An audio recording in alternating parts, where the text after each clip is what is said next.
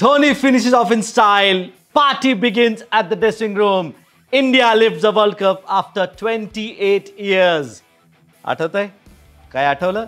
हेच शब्द आपण ऐकले होते याच मैदानावरती मागच्या वेळेस जेव्हा आपण खेळलो होतो याच संघाबरोबर श्रीलंका. फक्त होती ती फायनल, ती पण होती वर्ल्ड कपची फायनल. धोनीनी एक 6 मारली होती आणि मॅच संपवली होती. ज्या खुर्चीवरती तो बॉल पडला होता तिथे त्या खुर्चीला धोनीचं नाव दिले गेलेलं आहे. 2 खुर्च्या तिथल्या वेगळ्या बनवलेल्या गेल्यात खास की धोनीनी ही खुर्ची तोडली होती म्हणून वेगळ्या खुर्च्या बनवल्या होत्या. तसंच एक आज पुतळा देखील बाहेर लावणार आहे. तो आहे सचिन तेंडुलकरचा. क्रिकेटचा देव ज्याला म्हणतात तो सचिन तेंडुलकर. त्याचा पुतळा देखील मैदानाच्या बाहेर होणार आहे. तो याच मैदानाच्या बाहेर. इंडिया खेळणार आहे कोणाबरोबर? तर श्रीलंकेबरोबर. मॅच नंबर 7 आहे इंडियासाठी. 6 खेळलेत, 6ही जिंकलेत. त्याचबरोबर श्रीलंकेचं काय? श्रीलंका खेळलेत 5, जिंकलेत किती? फक्त 1च. खूप खराब क्रिकेट खेळतायत, खूप सुमार क्रिकेट खेळताय ते श्रीलंकेची टीम. तर बघूया आता इंडिया डावाची सुरुवात कोण कोण करणार आहे. भारताची जोडी कोण असणार आहे? भारताचा पहिले फलंदाज जे 2 जण मैदानावरती येतील तो असणार आहे रोहित शर्मा, शुभमन गिल. रोहित शर्माच्या बाबतीत जर बोलायचं झालं तर आत्तापर्यंत त्यांनी ज्या या 6 मॅचेसमध्ये रन्स केलेल्या आहेत त्या केल्यात जवळपास 398 धावा त्यांनी केलेल्या आहेत. 6 मॅचेसमध्ये 398 रन्स खूप असतात, लक्षात घ्या. मागची मॅचला 87 केला होता आणि 87 अशा विकेटवरती केला होता की जिथे जगात कोणालाही फलंदाजी कडणं अवघड झालं होतं.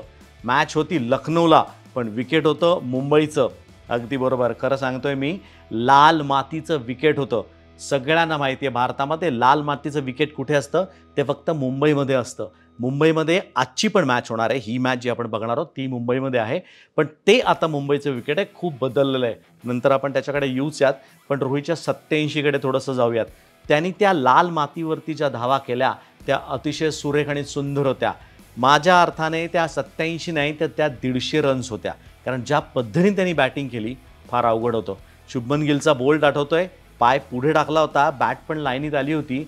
पण ते विकेट असं होतं की त्या विकेटवरती थोडासा बॉल काटा बदलणार होतं, थोडासा इन किंवा आऊट होणार होतं. हे विकेटमुळे घडणार होतं. ते रोहितला पक्कं माहिती होतं कारण लहानपणापासून तो असल्याच विकेटवरती मॅचेस खेळलाय. मुंबईमध्ये खूप सारं क्रिकेट सुरुवातीला खेळला, त्याचा फायदा त्याला मागच्या मॅचला झाला. मागच्या मॅचला केला होता त्यांनी 87 आणि मॅच जिंकून दिली होती ती भारताला. त्याच्याबरोबर आला होता तो शुभमन गिल. शुभमन गिल नंतर मैदानात कोण येणार आहे? शुभमन गिल नंतर मैदानात येणार आहे तो विराट कोहली, किंग कोहली. मागची मॅच 0 केलाय मला माहिती आहे. काळजी करू नका, हीच भूक आहे.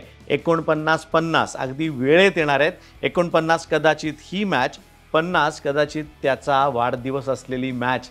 सर सुनील गावस्करांनी काय सांगितलं माहिती आहे ना त्याला, की बाबा तुझ्या वाढदिवसाच्या दिवशी तू 50-100 करून मोकळा हो. त्याच्याचकडे त्याची वाटचाल चालली आहे. पण 6 मॅचेसमध्ये किती रन्स केलेत त्याने बघूयात. त्यांनी केलेत 6 मॅचेसमध्ये 354 धावा. ॲव्हरेज बघा 88.50, 88.50. हे ॲव्हरेज अतिशय तुफान असं आहे. आणि जास्तीत जास्त रन्स त्यांनी चेस करताना केल्यात, हे तितकंच महत्त्वाचं आहे. त्यानंतर येणारे श्रेयस अय्यर. खूप सारं बोललं गेलं त्याबद्दल मला माहिती आहे, पण कमी बोला रे थोडंसं. त्या संघामध्ये 15मध्ये तुम्हाला स्थान मिळवणं ही मोठी गोष्ट असते आणि त्याच्यानंतर 11मध्ये येणं ही त्याहून मोठी गोष्ट असते. त्यामुळे 2 मॅचेस रन्स नाही होतात, मान्य आहे, नाही झाल्या हरकत नाही. पण श्रेयस अशा पद्धतीचा फलंदाज आहे, त्याच्या मैदानावरती खेळणार आहे. आजची त्याला पुन्हा संधी परत मिळेल का? एक मोठं क्वेश्चन मार्क तिथे आहे. पण मिळेल असं मला वाटतंय. जास्त काही चेंजेस रोहित करत नाही आपण बघतोय टीममध्ये. कारण त्याचं म्हणणं असं आहे की जिंकणारा संघ आहे, कशाला उगाच लय बिघडवा. जास्त चेंजेस करून वेगळ्या चेंजेस करण्यात काही त्याला इंटरेस्ट वाटत नाही आहे. त्यामुळे पुन्हा एकदा जबाबदारी श्रेयसकडे येईल असं वाटतंय. संघात तो असेल असं गृहीत धरून मी बोलतोय की आज दिवस त्याचा आहे. जबाबदारी पडली तर चांगली बॅटिंग श्रेयसकडनं आपण अपेक्षा ठेवू शकतो. त्याच्या घरच्या ग्राउंडवरती मॅच आहे, घरच्या टीमचे सामने सगळे तिथे होतात. त्यामुळे तो इथे नक्कीच चांगली फलंदाजी करणार आहे. तर हे झाले 4 भारताचे. समोर श्रीलंका आहे. श्रीलंकाकडनं नवीन बॉल कोण टाकणार आहे? थोडंसं अवघडच आहे श्रीलंकेचं बॉलिंगचं गणित. पण जर बघायला गेलं आपण, दिलशान मधुशंका हे नाव आहे ते सर्वात चांगलं नाव आहे. लेफ्ट आर्म टाकतो, जोरात टाकतोय आणि टप्प्यावरती जास्तीत जास्त गोलंदाजी करतो. त्यामुळे मधुशंकाला जबाबदारी दिली जाणार आहे ती नवीन बॉलची. मागच्या मॅचला 2 विकेट त्यांनी काढल्या होत्या. 48 रन्स दिले देखील होते, पण अफगाणिस्तानबरोबर त्यांचा सामना होता, ती मॅच हे लोक हरले होते. लक्षात ठेवा, अफगाणिस्ताननी पण यांना हरवलंय. ज्यावेळेस तुम्ही अशा एखाद्या कमकुवत संघाकडनं हरता त्यावेळेस तुमचं मानसिकता ती खूप कमी असते, मॉरल ज्याला म्हणतात ना, खूप लो असतो, खूप डाऊन असतो. आणि आता तुम्हाला खेळायचं कोणाशी, ज्यांनी 6 मॅचेस खेळल्यात त्यातल्या 6च्या 6 जिंकल्यात अशा बलाढ्य भारतीय संघाबरोबर. मी नेहमी म्हणत आलो आहे, भारतीय संघाबरोबर ज्यावेळेस तुम्हाला खेळायचं आहे त्यावेळेस मैदानातले 11 आणि जे मैदानाबाहेर बसलेले असतात ते 50,000, 60,000, 70,000 तेवढ्या लोकांच्या विरुद्ध देखील तुम्हाला सामना खेळायचा आहे. त्यामुळे दडपण, प्रेशर खूप मोठं असतं. तर मधुशंका आणि कासून रजिथा ही 2 नावं आहेत माझ्याकडे नवीन बॉल टाकण्याकरता. ह्यांच्याकडे जबाबदारी दिली जाईल. रजितानी मागच्या मॅचला 1 विकेट काढली होती, त्यांनी भरपूर धावा दिल्या होत्या, 48 त्यांनी पण दिल्या होत्या, पण दुसरा पर्यायच नाही या संघाकडे. हेच दोघं जण नवीन बॉल जरा बऱ्यापैकी टाकू शकतील असं वाटतंय. त्यानंतर यांनी बोलवून घेतलंय असा एक जुना प्लेयर यांच्याकडे आलाय, तो आहे एंजेलो मॅथ्यूज. अक्षरशः बोलून घेण्यात आलंय त्याला, कारण पहिल्यांदा सुरुवातीला ज्यावेळेस टीम अनाऊन्स झाली होती त्यावेळेस कॅप्टन कोणी वेगळा होता, आता कॅप्टन कोणीतरी वेगळा आहे. बरेच लोक जण इंज्युअर्ड झाले, टीममधून बाहेर गेलेत, त्यामुळे असं एक पोकळी निर्माण झालेली आहे ती श्रीलंकेच्या संघामध्ये. तीच भरून करायचं काम कोणाला दिलंय, तर त्यांनी दिलंय एक्सपिरियन्स एंजेलो मॅथ्यूजकडे. त्याला पुन्हा एकदा परत बोलवून घेतलंय. तो फर्स्ट चेंज, नवीन बॉल म्हणजे इकडचा नवीन बॉल, 2 बॉल आपण नवीन बॉल वापरतो तुम्हाला माहिती आहे, तो फर्स्ट चेंज टाकू शकेल. मागच्या मॅचला 3च ओव्हर त्यांनी टाकल्या होत्या, 18 रन दिल्या होत्या, कुठच्याही प्रकारची विकेट नव्हती. पण जुना एंजेलो मॅथ्यूज दिसत नाही आहे, हे तितकंच खरं आहे. ज्या पद्धतीने तो रनअप घेत होता, जेवढा जोरात येत होता तसा येत नाही, थकल्यासारखा थोडासा वाटतोय. खरं त्याला जास्त बोलवलं गेलं आहे ते बॅटिंगसाठी. 5 किंवा 6 नंबरला येऊन इनिंग सांभाळायचं काम एंजेलो मॅथ्यूजला देणार आहेत ते श्रीलंकेचा संघ. ते साधारण हे 3 जण नवीन बॉल टाकण्याची शक्यता आहे. त्यानंतर भारताची मधली फळी काय असणार ती ते बघूयात. ती असणार आहे, मधल्या फळीची सुरुवात करेल तो KL राहुल. मागची मॅच 39 केला. खरं बघायला गेलं तर त्याच्यासुद्धा सारखं त्याला उपयुक्त किंवा त्याला चांगलं वाटणारं असं विकेट अजिबात नव्हतं. हे विकेट खूप वेगळं होतं, खूप बोललं गेलं या विकेटविषयी, पण तरीसुद्धा या माणसाने थांबून तिथे रन्स केल्यात. 39च केला, मला माहिती आहे 50 नाही आहे, 60 नाही आहे, 100 नाही आहे, पण ते 39 देखील मी म्हणेल 70-75 त्याची किंमत होती. कारण ज्या पद्धतीने त्यांनी धावा बनवल्या या डिफिकल्ट विकेटवरती खूप महत्त्वाचं होतं. त्यामुळे एक वेगळा कॉन्फिडन्स KL राहुलला देखील आहे. त्यामुळे तो येणार आहे, तो 5 नंबरला आणि जबाबदारीपूर्व बॅटिंग करणार आहे ती भारताकरता. त्याला साथ देणार आहे 6 नंबरला कोण, सूर्यकुमार यादव. येस, स्काय खेळणार आहे, त्याबद्दल काही वादच नाही. कारण 49 केला होता, अगदी 1 धावेने अर्धशतक हुकलं त्याचं. पण आपल्याला असाच माहिती आहे, स्काय असाच खेळतो, तो स्वतःचे 50-100 कधी बघत नाही. बॉल दिसला मारायचं एवढंच त्याच्या डोक्यात असतं. पण पहिल्या 10 ते 12 बॉलला स्वतःला त्याने खीळ घातली होती, थांबला होता. तो म्हटला नाही, खराब बॉल जरी असला तरी सिंगल किंवा डबल तो पाहत होता, कारण परिस्थिती तशी होती. आणि हेच सूर्याकडनं अपेक्षित आहे. जेवढं लवकर तो हे शिकेल तेवढा जास्त तो या संघात स्थिरावेल, याबद्दल काही वादच नाही आहे. सूर्या होता, त्यांनी रन्स केलेत. मागच्या मॅचला 49 त्यांनी केला होता. त्यानंतर रवींद्र जडेजा हा पण बॅटिंग करू शकतोय, पण बॉल टर्न कसा झाला तुम्ही बघितलात. जडेजाला वाटलं होतं की सिंगल काढू शकू आपण मिड विकेटला, पण तसं काही झालं नाही. बॉल जास्त टर्न आला, बॅटला लागायच्या अगोदर पॅडला लागला, मग जडेजाची बॅट वळली होती. त्यामुळे ट्रिकी विकेट. परत ही विकेट जी होती ती विकेटची होती, त्या सरफेसची होती. त्यामुळे जडेजा थोडासा तिथे गणला जरूर होता, पण जडेजा संघात असणार आहे त्याबद्दल वादच नाही. तर ह्या मधल्या फळीसमोर गोलंदाजीला कोण येणार, गोलंदाज श्रीलंकेकडे कोण कोण उरलेले आहेत. गोलंदाज आपण आता येऊयात स्पिनर्सकडे. त्यांच्या मधल्या फळीला स्पिनर्स कोण आहेत ते एकदा लक्ष देऊयात. सुरुवात करणारे या स्पिनर्सच्या ताफ्याची महेश तीक्ष्णा.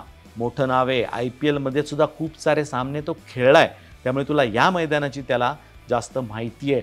महेश तीक्ष्णाने काय केलं मागची मॅच कुठच्या प्रकारची विकेट नव्हती, कारण मॅच होती अफगाणिस्तान विरुद्ध. अफगाणिस्तान स्पिनर्सला खूप चांगलं खेळतं, त्याबद्दल वादच नाही.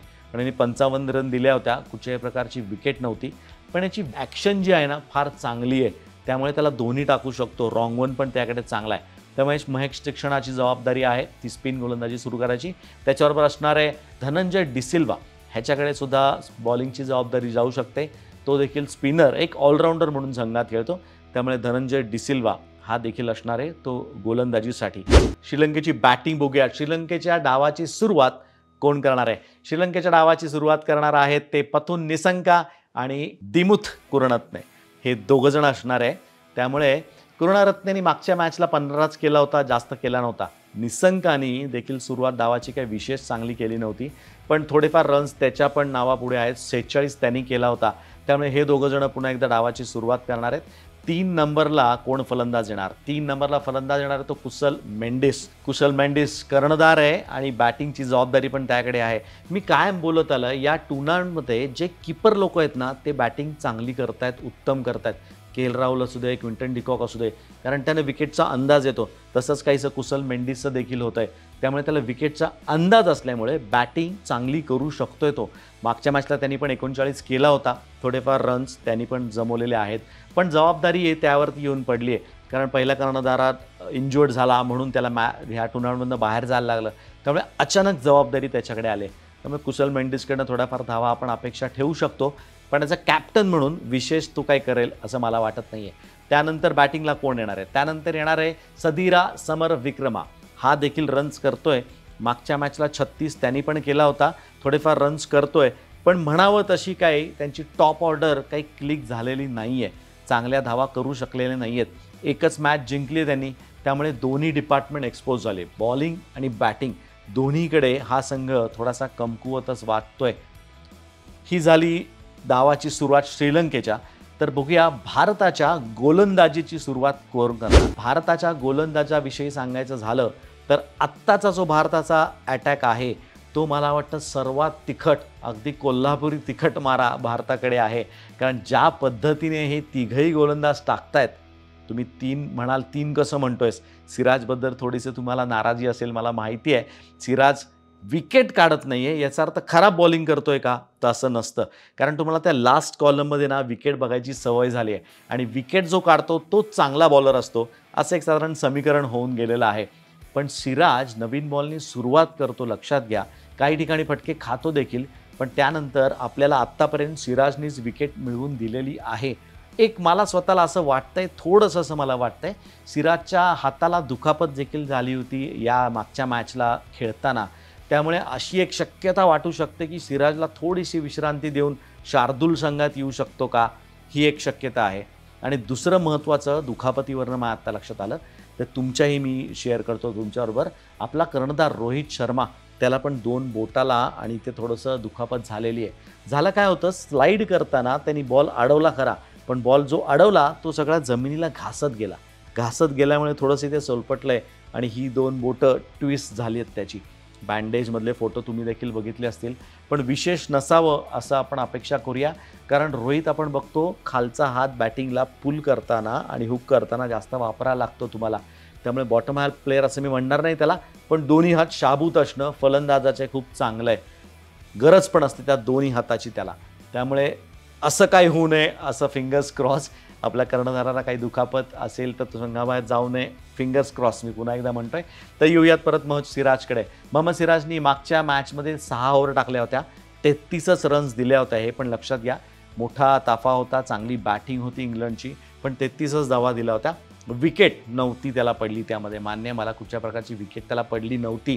पण ज्यावेळेस बुमरा आणि सिराज गोलंदाजी सुरुवात करतात त्यावेळेस खूप भेदक असतात. बुमरानी मागच्या मॅचला 7 ओव्हर टाकल्या, 32 धावा दिल्या आणि 3 महत्त्वाच्या विकेट मिळालेल्या होत्या त्याला. त्यातली सर्वात माझ्या आवडतीची विकेट म्हणाल तर जो रूटची, तळ्यातच सापडला. पहिला बॉल काही खेळायच्या अगोदरच पॅडवरती येऊन आदळला होता. त्यामुळे कोणाला कसं ट्रॅप करायचं आहे ते बुमराला फारच चांगलं माहिती आहे. त्यानंतर येणार आहे तो महम्मद शमी. शमीविषयी मी काय बोलू आणि किती बोलू तरी पण कमीच आहे, कारण ज्या पद्धतीने तो बॉलिंग करतोय आउटस्टँडिंग.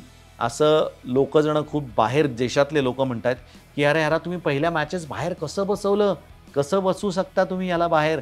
कारण काय करणार, आमच्याकडे टीमच एवढी भारी आहे, त्यामुळे आम्हाला बाहेर बसवावं लागतंय. स्काय पण बाहेर बसला होता, लक्षात घ्या. तसंच काहीचं झालं होतं ते महम्मद शमीच्या बाबतीत. शमीला पहिल्या मॅचेस बाहेर बसायला लागलं, आल्यानंतर पंजा खोलला, मागची मॅच 4 विकेट खोलल्या. 5वी काढू शकला असता जर तिकडे बुमरानी मॅच संपवली नसती तर. अगदी विनोना करत होता त्याला, एक ओव्हर मला दे रे, अजून विकेट घेऊ नकोस. पण तो बुमरा आहे, यॉर्कर टाकण्यापासून त्याला कोणी रोखू शकत नाही. स्टंप बाहेर निघाला होता आणि ऑलडाऊन झाला तिथे इंग्लंडचा. त्यामुळे शमी पण फॉर्मात आहे. मागच्या मॅचला त्याने देखील 7च ओव्हर टाकल्या, 22 रन दिल्या आणि 4 विकेट त्याच्या नावावरती देखील आहेत. त्यामुळे घातक असा हा आपला तोफखाना आहे नवीन बॉल टाकणार. त्यानंतर येऊया त्या श्रीलंकेच्या मिडल ऑर्डरकडे.